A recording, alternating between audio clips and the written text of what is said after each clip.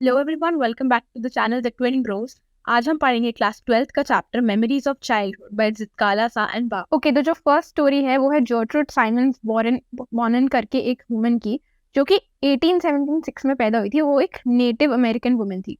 अब native American लोग वो होते हैं जो यूरोप से आए हुए लोगों से पहले अमेरिका में सेटल्ड थे, जो कि ओरिजिनल लोग थे उस अमेरिका के कॉन्टिनेंट के। ये लोग स्लाइटली डार्क होते थे कलर में, और इनको इंडियंस भी कहा जाता था। तो आप कंफ्यूज मत होना, जब भी यहाँ पर इंडियन बात हो रही है, ये हमारे वाली इंडिया की बात नहीं हो रही है, ये बात हो रही है इंडियंस की। इंडियंस थे नेटिव अमेरिकन लोग। अब उन्हें इंडियंस इसलिए कहा जाता था क्योंकि क्रिस्टोफर कोलंबस जो था, इंडिया को जब ढूंढ रहा था, उन्होंने गलती से अमेरिका को ढूंढ लिया था और बाकी लोगों को इंडियंस टर्म कर दिया था। तो ये जो नेटिव अमेरिकन वुमन थी, ये स्ट्रगल करती थी ऐसे टाइम पे जहाँ पे नेटिव अमेरिकन लोगों को बहुत ज्यादा प्रेजुडाइज किया जाता था, यानी कि उनको बुरी तरह ट्रीट किया जाता था, बुरी तरह देखा जाता था। इन्होंने अपना काम स्टार्ट किया under the pen name Zitkala Sa, और 1900 में इन्होंने आर्टिकल्स पब्लिश किए criticising the Carlisle Indian school, जो कि एक इंडियन स्कूल था, यानी कि नेटिव अमेरिकन के लिए एक स्कूल बनाया गया था। और इस स्कूल का पर्पस होता था कि नेटिव अमेरिकन लोगों को हम कैसे इंग्लिश सिखाए और उनका कल्चर खराब कर दे।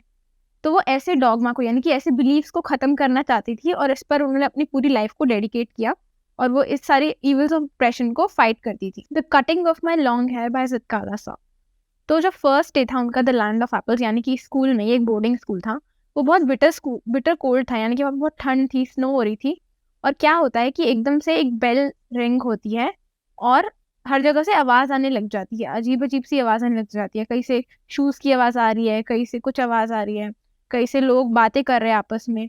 यहाँ पे लिखा है voices murmuring an unknown tongue. Unknown tongue यहाँ का मतलब है इंग्लिश, लेकिन क्योंकि नेटिव अमेरिकन वुमेन थी तो इनके लिए इंग्लिश उनकी मदर टंग नहीं थी, तो उनके लिए इंग्लिश एक अननोन टंग थी, और वहां पर सब इंग्लिश में बात कर रहे थे। Made a bed lamp within which I was securely tied. एक ऐसा पूरा सिस्टम बन गया था जहाँ पे बहुत शोर वगैरह आ रहा था, और वहां पे वो खड़ी हुई थी और वो कुछ नहीं कर सकती थी इस बारे में।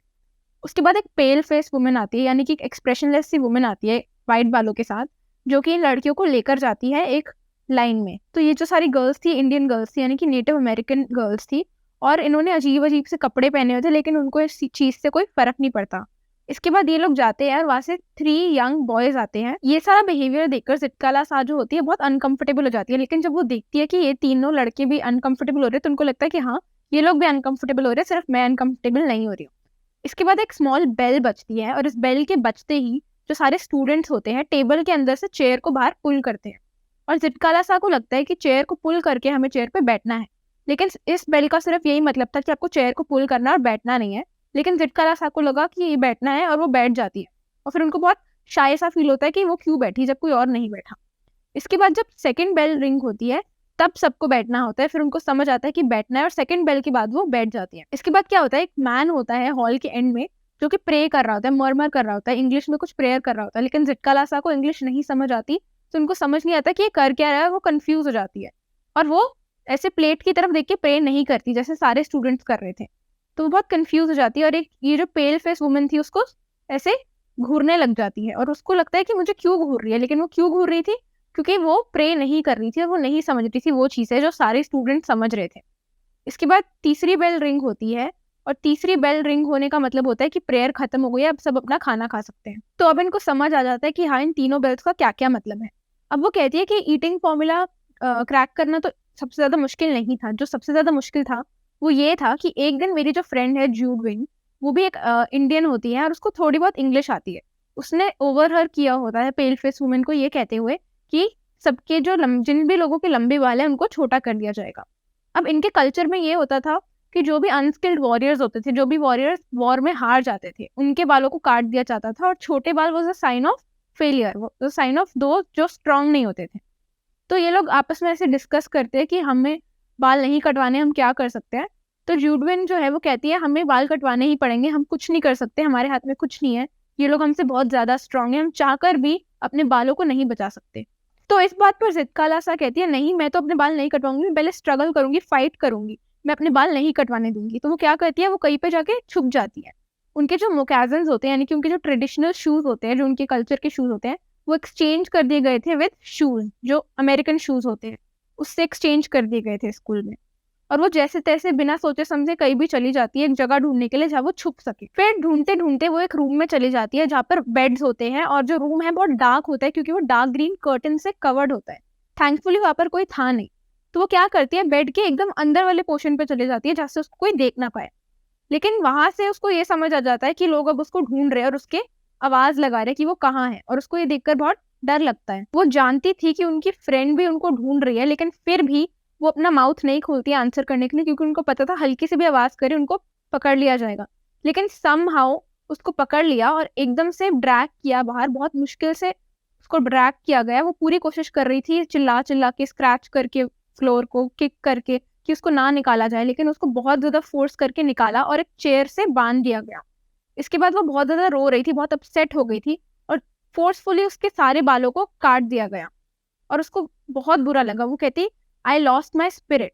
दिन से उसकी मम्मी से उसको दूर लेकर जाया गया था, यानी कि वो बोर्डिंग स्कूल में पढ़ती थी। तो जिस दिन से वो स्कूल में आती थी तब से उसके साथ इतना बुरा ट्रीटमेंट हो रहा था, उसको कुछ रिस्पेक्ट नहीं मिल रही थी, उसको एक पपेट की तरह फील हो रहा था।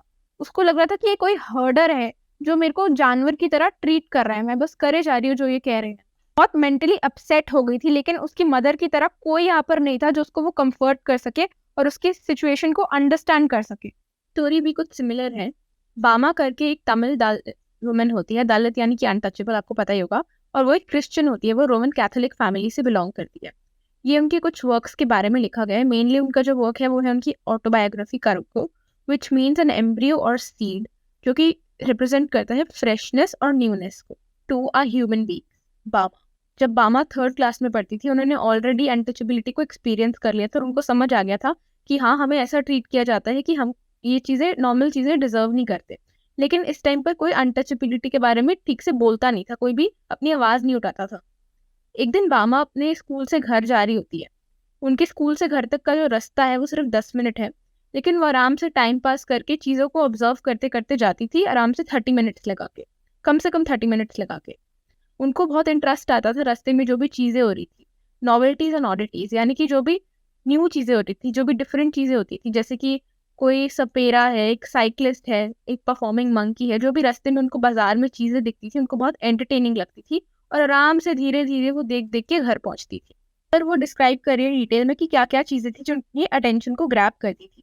जैसे कि जो साइकिलिस्ट था उसके ऊपर पिंड होते थे रुपी के नोट्स, टेम्पल्स, पोंगल की ऑफरिंग्स, स्टॉल्स जहाँ पे तरह तरह का खाना मिलता था, dried fish, sweets, street lights, और एक ट्राइबल कम्युनिटी थी जिनका नाम था नरी कुरवन हंटर जिप्सी। और ये लोग जो थे बहुत सारी चीज़ें बेचते थे, जैसे कि उनके पास जो वाइल्ड लिमोर होता है, एक तरीके का बंदर टाइप एनिमल होता है, वो केजेस में होता था।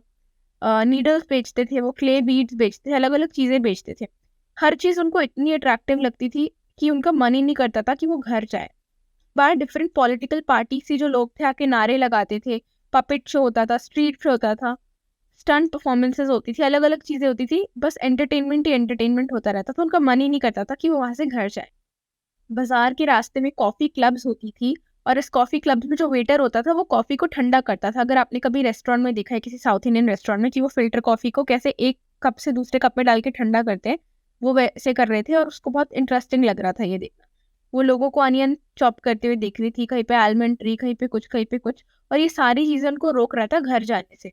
तो बस सीजन के हिसाब से जो सीजनल फ्रूट्स एंड वेजिटेबल्स होते हैं ये भी बिक रही थी, स्वीट्स और सेवरी चीज़ें बिक रही थी। इन सारी चीज़ों को वो पूरा दिन गेज कर रही थी, पूरा दिन देख रही थी इन चीज़ों को, और उनका बस चले तो वो सारा दिन यही खड़े होकर इनको देख सके। उनका घर जाने का बिल्कुल मन नहीं था। वो एक थ्रेशिंग फ्लोर को देखती है। थ्रेशिंग आपको पता होगा, जो ग्रेन को निकालते हैं फसल के अंदर से, इसको थ्रेशिंग बोलते हैं। और एक लैंडलॉर्ड उनको देख रहा होता है ये करते हुए। उनके जो लोग हैं वहाँ पर, जो लोग हैं वो बहुत मेहनत कर रहे होते हैं, वो ये भी देख रही होती है। थ्रेशिंग कर रहे होते हैं, उनके मुंह को बांध रखा होता है ताकि वो फसल को खा ना ले। इसके बाद वो देखती है एक ओल्ड मैन होता है, एक एल्डर सा मैन होता है, जो कि एक अजीब सी पोजीशन में चल रहा होता है। वो ये देखकर हंसने लगती है, और उसके हाथ में एक छोटा सा पैकेट होता है। वो गेस करती है इस पैकेट में या तो वड़ा ही होगा, यानी कि वड़ा, या फिर ग्रीन बनाना भज्जी होगा, भज्जी यानी कि पकोड़ा। इसलिए गेस करती है क्योंकि जो पैकेट है वो ऑयल से स्टेन हो रखा था। वो सोचती है कि जिस तरीके से इन्होंने इस पैकेट को पकड़ा हुआ है, कहीं जो वड़ा है ये बाहर ना गिर जाए।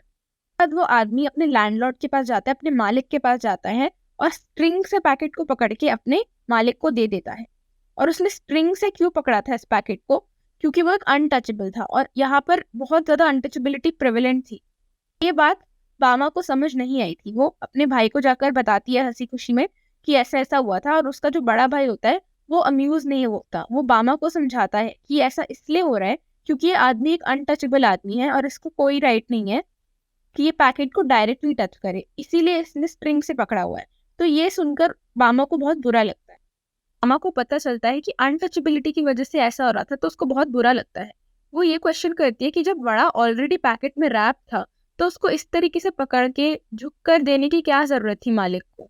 गुस्सा आ रहा था कि वो चाहती थी कि वो खुद जाके उस वड़ा को टच करके उस आदमी को दे। बात समझ नहीं आ रही थी, ये बात डाइजेस्ट नहीं हो रही थी कि जस्ट बिकॉज किसी के पास ज्यादा पैसे हैं उसका ये मतलब है कि वो अपनी सारी ह्यूमन फीलिंग्स को लूज कर दे। वो कहते हैं कि हम भी ह्यूमन बीइंग्स हैं, जस्ट बिकॉज आप ऐसा मानते हो कि आप किसी हायर कास्ट के हो, हम ह्यूमन बीइंग अपना ह्यूमन होने का राइट नहीं छोड़ सकते। कहती है कि हमारे जो लोग हैं उनको ऐसे लैंडलॉर्ड्स के लिए काम नहीं करना चाहिए, बिकॉज इनके पास थोड़ा बहुत पैसा है वो सारे अपनी ह्यूमन फीलिंग्स को लूज कर देते हैं। हमारे लोगों को इनके लिए ऐसे पेटी एरेंड्स नहीं रन करने चाहिए, इनके छोटे मोटे काम नहीं करने चाहिए। जो उनका बड़ा भाई है वो यूनिवर्सिटी में पढ़ता था और कुछ टाइम के लिए घर आया हुआ था। इसी टाइम जब वो कहीं जा रहा होता है उनसे नाम पूछता है उनका, और वो अपना नाम बता देते हैं। इमिजिएटली कोई उनसे पूछता है कि तुम रहते कहाँ हो। वो ये क्यों पूछते हैं तुम रहते कहाँ हो, उसको पता चल जाता कि वो कहाँ रहता है, तो उसको उसकी कास्ट भी पता चल जाती। वो ये बात जज कर रहा था कि ये बंदा दलित है कि नहीं है। अपनी बहन को ये सारी चीजें बताता है और ये भी बताता है जस्ट बिकॉज हम इस कम्युनिटी में पैदा हुए हैं हमें कोई रिस्पेक्ट नहीं देता, हमें कोई ऑनर नहीं करता, हमें बुरी तरह ट्रीट किया जाता है। लेकिन अगर हम पढ़ाई करें, अगर हम मेहनत करें, अगर हम हार्डवर्क करें, अब हम अपनी लाइफ को बदल सकते हैं। इसीलिए अपनी पूरी मेहनत लगाकर काम करो, हार्ड एंड लर्न। ये जो वर्ड्स है ये अन्नन ने जो अपनी बहन बामा को बोले, इससे बामा पर एक बहुत ही डीप इम्प्रेशन पड़ गया। बामा जो है वो अपनी क्लास में फर्स्ट आती है और बहुत लोग उसके फ्रेंड्स बन जाते हैं। हमारा ये चैप्टर भी खत्म होता है। अगर आपको एक्सप्लेनेशन अच्छा लगा प्लीज वीडियो को लाइक करना, अपने फ्रेंड्स के साथ शेयर करना ताकि उनकी भी हेल्प हो, और चैनल को सब्सक्राइब करना। Thank you so much for watching.